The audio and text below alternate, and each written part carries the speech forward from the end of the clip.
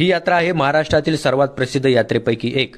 महाराष्ट्रासह कर्नाटक, आंध्र प्रदेश राज्यातील लाखो वऱ्हाडी भाविक येथे हजेरी लावतात। पूर्ण सागवानी लाकडी रथातून मिरवणुकीची सुरुवात होते। ही मिरवणूक प्रथम मंदिराकडे जाते। देवाची आरती झाल्यानंतर प्रमुख मानकरी खंडोबा आणि म्हाळसा देवाचे मुखवटे बोटाला बांधतात आणि रथात बसतात आणि सर्व मानाचे गाडे मानकरी यांच्यासह मिरवणूक बोहल्याकडे निघते। या यात्रेत अनेक गावातून कावडी वाजत गाजत आणल्या जातात। नदीच्या काठावर जागरण, गोंधळ असे अनेक धार्मिक कार्यक्रम पार पडत असतात। देवविवाह सोहळ्यासाठी रथातून जाताना भंडारा आणि खोबऱ्याची उधळण करतात। भंडारा खोबऱ्याच्या उधळणीमुळे सूर्यास्ताच्या किरणांनी विवाहाच्या बोहल्यासह पालनगरी सोन्याची नगरी होऊन जाते।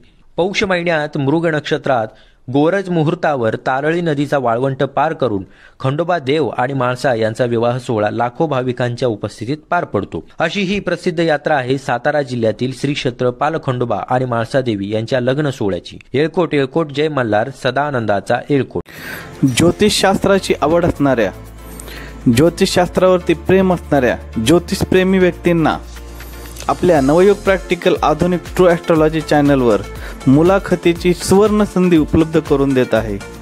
जर आपण मुलाखत देण्यास इच्छुक असाल तर कमेंट बॉक्समध्ये कमेंट करा। आपल्याशी संपर्क साधून आपल्या मुलाखतीचं नियोजन करण्यात येईल। धन्यवाद।